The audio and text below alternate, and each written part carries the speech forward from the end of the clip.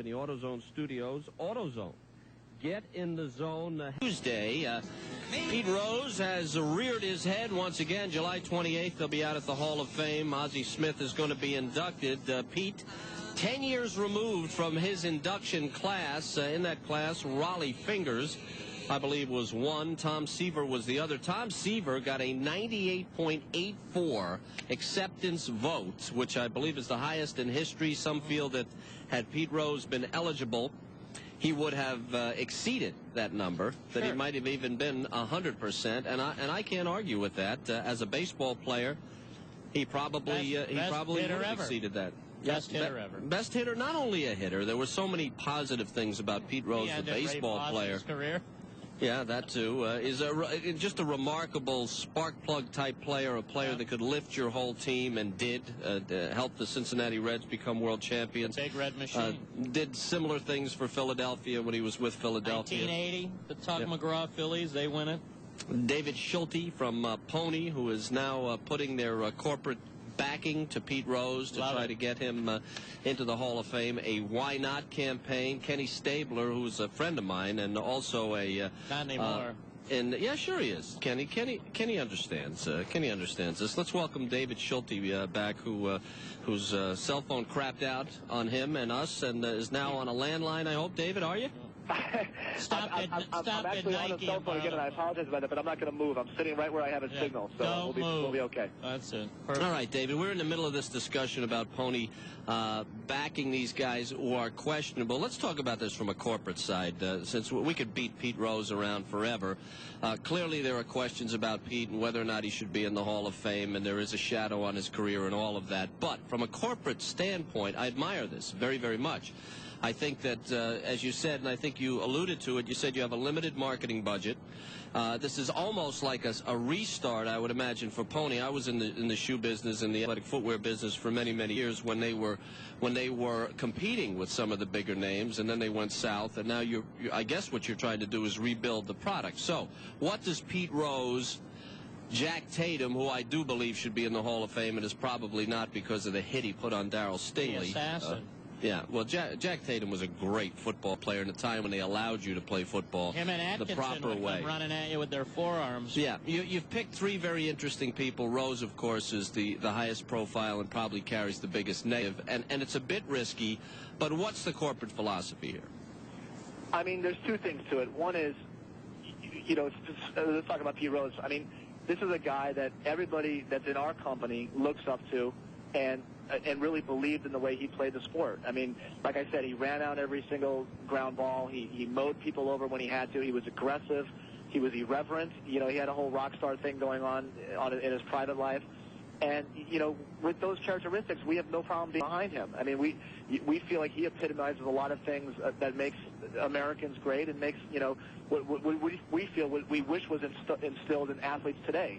And that's why we're behind him. And the thing with Jack and Kenny is pretty much the same thing. I mean, we look at greatness. The best way I know about looking at greatness is you talk to the players who played against these guys. And I've been lucky to get access to a lot of these guys. I mean, talk to anybody who had to run a pattern across the middle when Tatum was sitting back there.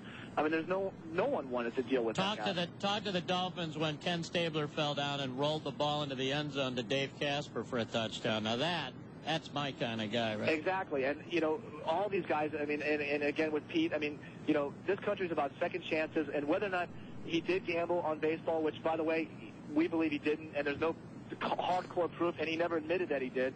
The point is, the guy played great for 22 years. He's got so many other significant records. David, what are you gonna use Pete for? Give us an idea of what an ad might look like. Get people hyped up a little bit here, or primed for what and how you may be using Pete. There's Pete at a poker table with his feet up on the table.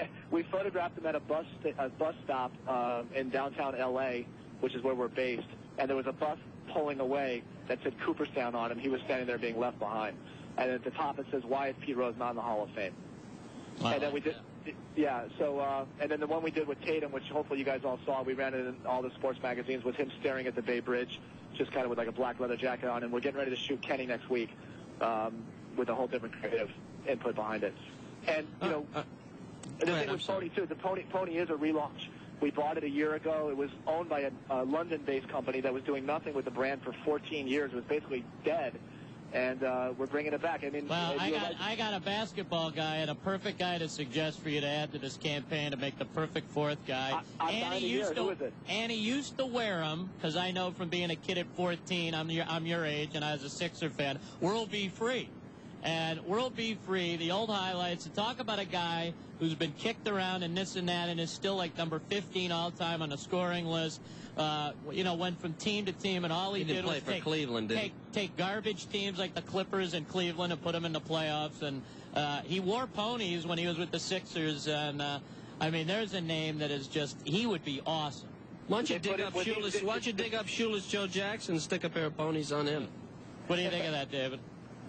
I mean, hopefully that's not going to be the consensus of Pete when we go out there, and hopefully people will see the sincerity of us trying to back a guy who did a lot for the sport, and the sport just is totally. Well, let's be honest here, okay? Now I didn't get to hear whether he liked. Excuse me, you jumped on my World Be Free thing. I didn't get to hear an answer. Give him a no, David. Give him a no. Shoeless Joe. I didn't get to hear an answer. Did he make it in the top 50 players of all time? I don't believe so. But that's part of it. Yeah, but you know what? But you know what's funny is that's part of the thing. You're talking about the underdog who got screwed over. You can make a case that Earl Monroe and some of these guys that are in there, you could easily make a case statistically and everything else that World was better than them. Don't you see the common thread here, Booms? There's a tragedy involved. It's not guys who got screwed over normally. There's a tragedy line here. That's what happened. He got screwed over. What do you mean he got screwed over? Because he... What?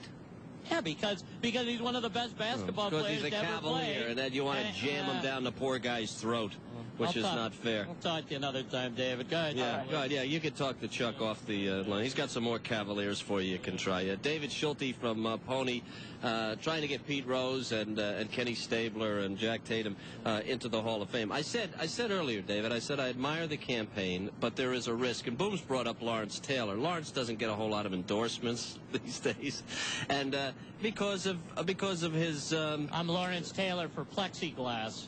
Yeah, Lawrence has had some difficulties, and so what you're doing here is you're stretching the limits here just a little bit, and you're grabbing on to some of the how should I say, the juvenile delinquents of professional sports and guys that have had problems, and you're connecting your brand with them. Now, I think it's a great idea. So the guys themselves are a little outdated, but you will get attention for this, and let's face it, that's the point. Retro, and also retro is huge. Yeah, I said outdated. Yeah, that's it. I mean, that's the whole thing is we're getting a lot of play on the brand because in the entertainment space right now, that part of the business is very hot, and there's a lot of guys in music that are wearing it. At the end of the day, we do want to get back into sports. We don't have the big budget, so this is a way to kind of back our way back in. We're taking an issue that people will talk about a little bit. I mean, listen, I got Pam Anderson naked on a giant sneaker in Times Square, and it says Pony. It just feels bigger. So, I'll take two of those. Yeah. We've already missed our opportunity to worry about alienating people. You ought to do a follow-up with Tommy Lee on it and have him say above it, no, it's not. You got to have a real pony on there with her. I saw the video. I don't know if that shoe's bigger than Tommy Lee. Look, best of luck to you, David. I think it's a great idea. These guys are, retro guys. That's what's hot. The big commercial now is the guys were...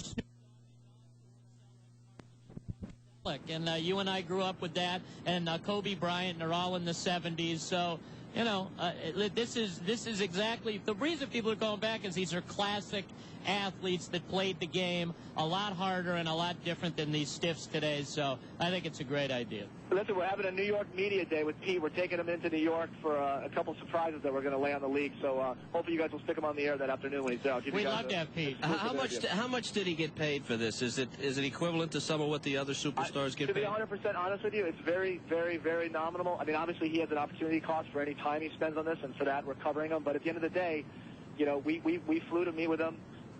Believe it or not, I mean, he really needs to feel the people that he's going into business with. We told him exactly where we're coming from with this, why we want to do it, where we want it to end up, and he bought into it, and that was it. And we wanted it next month. One last thing, it'd be very funny somehow to have a commercial with Pete and get Jim Gray asking him about the shoes and being an a-hole. Yeah, Chuck, well, you could do that off the air. I think it's a brilliant idea. David, is this your idea? Yeah. It's a great, great idea. Do you think how much chance do you think you give us of getting him in the Hall of Fame?